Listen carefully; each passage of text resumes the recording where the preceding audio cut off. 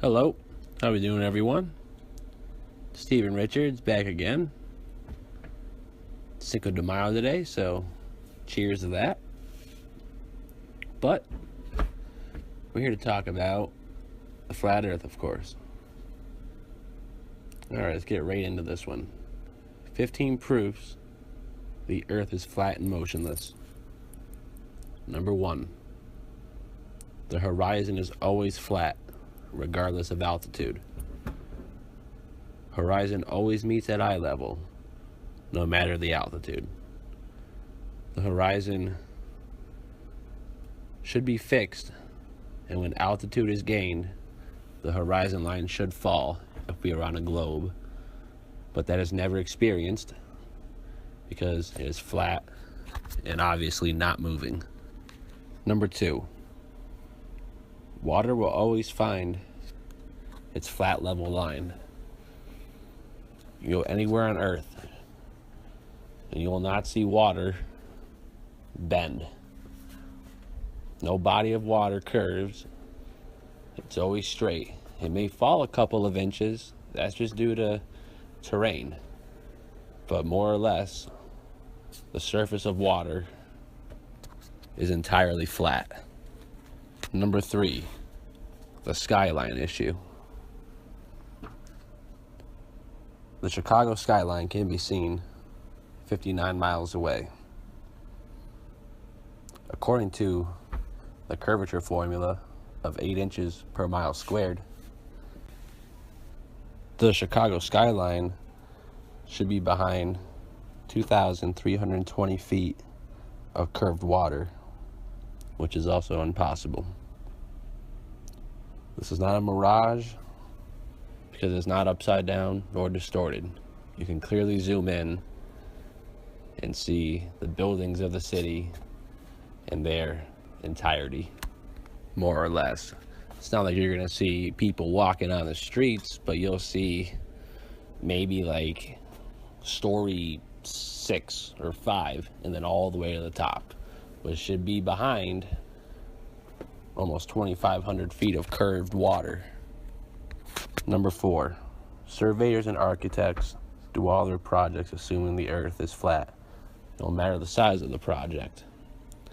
Making bridges over a 6-mile range should dip around 258 inches if my math is correct. And sometimes they do put a slight curve on the bridges because they say they're factoring in the curvature, but when you look below, the water is entirely flat and they end up looking moronic. But what else is new? Number 5, canal engineers do not measure curvature, and all canals are entirely flat. Number 6, snipers do not use the Coriolis effect. Only in shots over a mile do they adjust, because at that point the bullet would lose velocity and start to dip. That's not gravity. That's just you shoot something, throw a ball as far as you can, and at some point it's gonna lose its line and start to dip. Same thing with a bullet. It's not like there's rockets on the bullet. It's going off of one reaction and it just keeps going until it can't go no more. And if you're gonna try to snipe something that is over a mile, you're gonna have to aim a little bit up, and depending on the wind, left or right. And you're gonna do the same thing if you do it the opposite way. If you're shooting east to west, you should have no problem on the globe. But if you're shooting west to east against the force of the Earth's supposed movement, then you gotta adjust for a bunch of other things. But if you look in the manual for sniping school, the Coriolis effect, it's not brought up. They don't teach it. And if they do teach it, it's disguised as over a mile. You just adjust. Number 7. In all high altitude weather balloon videos showing the sun that shows a hot spot on top of the clouds, that's showing that the sun is directly over that portion of the flat plane. A hot spot of this size is not possible on a globe. If the sun were 93 million miles away, the whole Earth should be a hot spot, not just one part. And wherever that hot spot may be in the video, that indicates that it's between 12:30 and 1:30 p.m. high noon. It's called high noon for a reason, because the sun is right over you. Number 8. If there were billions of stars throughout the galaxy that were supposed of suns, the night sky would be completely lit up at night. There wouldn't be a couple of lights here, a couple dots there. If there were truly billions and trillions of stars in a vast, ever-expanding galaxy, then you should not be able to tell the difference between day and night, because the sky should be that bright. If you can't wrap your head around that one, feel free to contact me. Number 9. We see the same stars all year long. We should see completely different stars and star patterns in the fall compared to the stars we see in the night during the spring. But we do see the same stars, indicating we are flat and motionless. If you think of it this way, put the sun in the middle. In the spring, we're on the left. Nighttime is facing left. In the summer, we are over here on the right. Nighttime is facing right. Two completely different angles, two completely different sides that we are seeing of the galaxy at night, and yet the stars haven't changed over thousands of years. If the Earth were spinning 1,000 miles per hour from east to west, and then an eastward wind would not be possible. But if you live on the East Coast, you'll experience this daily, showing that we are not moving, we are not spinning, but the wind can go whichever way it wants. And that's another thing. Gravity holds down, the water holds down us, our paper clips, our paperweights holds everything down, but the wind can do whatever it wants. Makes sense, right? Not. Number 11, flight paths. If the Earth is a globe, why does a plane from South America going to Australia always stop on the west coast, which is due north, rather than cut across the southern Pacific or over Antarctica? That would save a lot of time, money, and gas, but the Earth is flat, so there are no shortcuts. In South America to the west coast of the United States to Australia just happens to be a straight line on the flat model. Coincidence? I don't think so. Number 12. It took 3 to 4 years for Captain James Clark Ross and Captain Cook to circumnavigate Antarctica.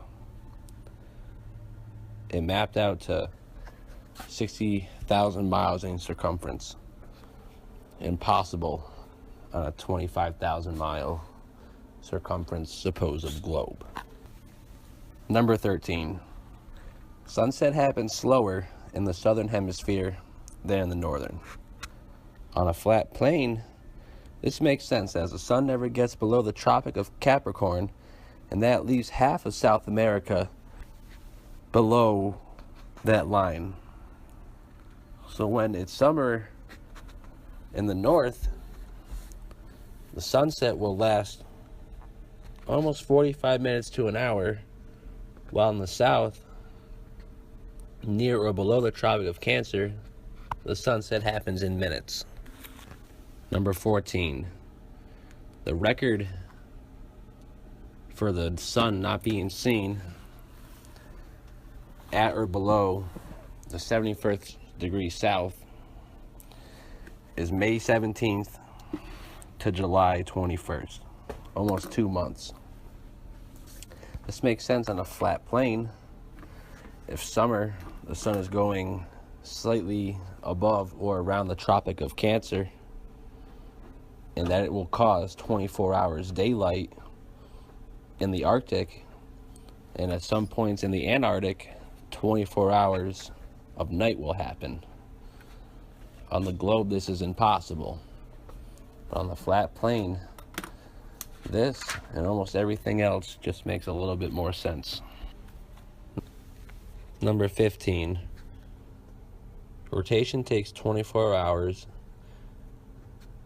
and if the movement of the Earth is uniform, the Earth should experience 12 hours of day and 12 hours of night daily.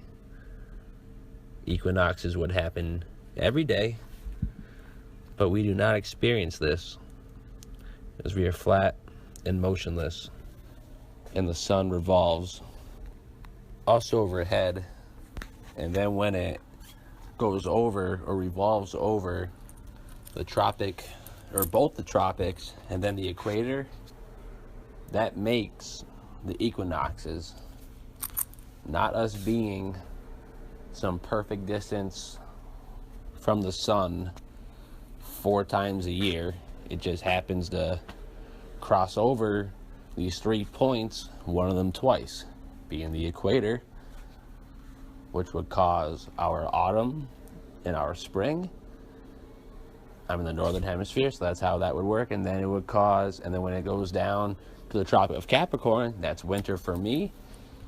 And then when it comes back up to the Tropic of Cancer, that causes my summer. That's exactly how it works. You can't break it down any more simple than that. And once again, just to remind everyone, gravity doesn't exist. What you think is gravity, or what you call gravity, is actually density. If I'm holding a ball, the grasp of my hand and the force I'm holding it is more dense than the ball, so it's going to stay in my hand.